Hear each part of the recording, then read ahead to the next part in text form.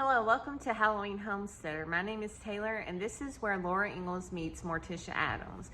And today we're going to be discussing books, but in particular, one book. I'm going to be discussing and giving my thoughts on Grady Hendrix, How to Sell a Haunted House.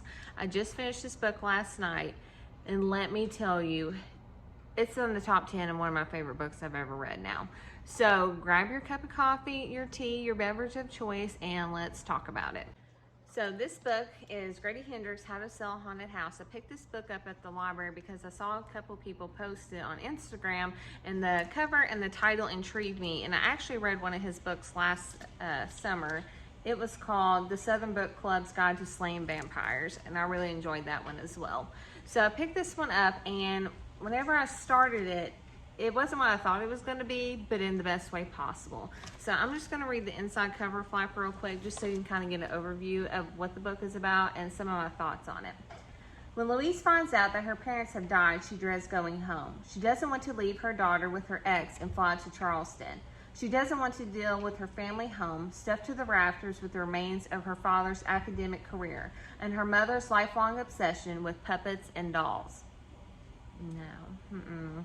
She doesn't want to learn how to live without the two people who knew her and loved her best in the world. Most of all, she doesn't want to deal with her brother Mark, who never left their hometown, gets fired from job after job, and resents her success. Unfortunately, she'll need his help to get the house ready to sell, because it'll take more than some new paint on the walls and clearing out a lifetime of memories to get this place on the market. But some houses don't want to be sold, and Louise and Mark's home has other plans for the both of them. Okay, so when I seen puppets and dolls on the inside cover, immediately my thoughts were, no, girl.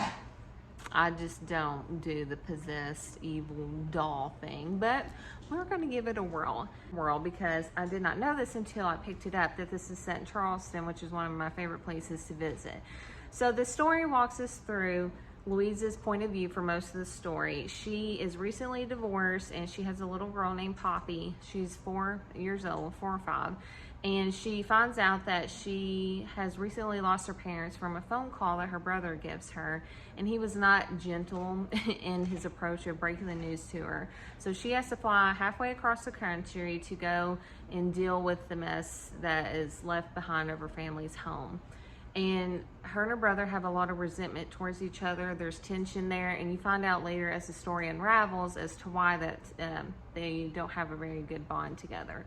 And so she gets there, and this story takes us on a roller coaster of like family secrets, family trauma, working through grief, things of that nature. This book is actually set up in different parts, and I didn't realize it until I was through the book, that it's broke up into the sections of the stages of grief, which was really interesting. And each chapter kind of each section corresponds to each stage. Like this first section is denial.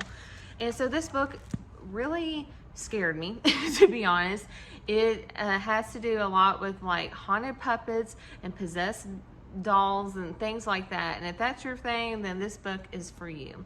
It takes us through the journey of her and her brother coming to terms with their family's loss, and also uncovering some family secrets and how that affected them as children and therefore affected them as adults later on in life.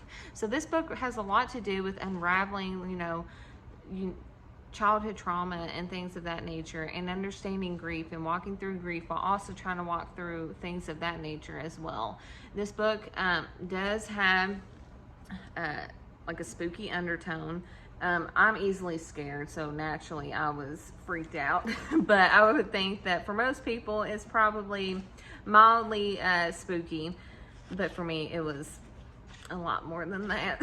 So this book was really good because it surprised me. The ending was really surprising for me, and actually it made me tear up. I actually got a little bit emotional because you find out why her brother and her have these problems, why there's resentment there, why there's a strain in the family. You start to understand her mother and Louisa and Mark's mother and why she did the things she did. And you understand, why parents do the things that they do in order to protect their family, and walking through grief as a whole. So if you are on the market for something of this nature, I highly recommend that you pick this up.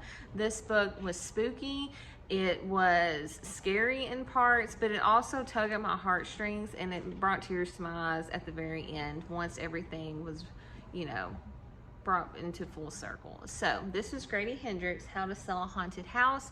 Please pick this up. It was really good. And also, I highly suggest that if you like this book, that you also pick up the Southern Book Club's Guide to Slaying Vampires as well. That's written by him. I have to read it because the title's kind of long and I don't want to get mixed up. So check this out. I picked mine up at the local library, so check and see if it's at your library, or if you happen to come across it in the bookstore, or order it, because it's really good. And it's a fun summer-ish kind of read. Like, we're coming into spring, and it was fun to mix things up with that. So thank you guys for watching this, and if you are interested in learning more like kind of book reviews, or for me to talk about more books, let me know in the comments below, because I do love reading some books. Yes, I'm a cheese ball. Thanks guys, have a good day.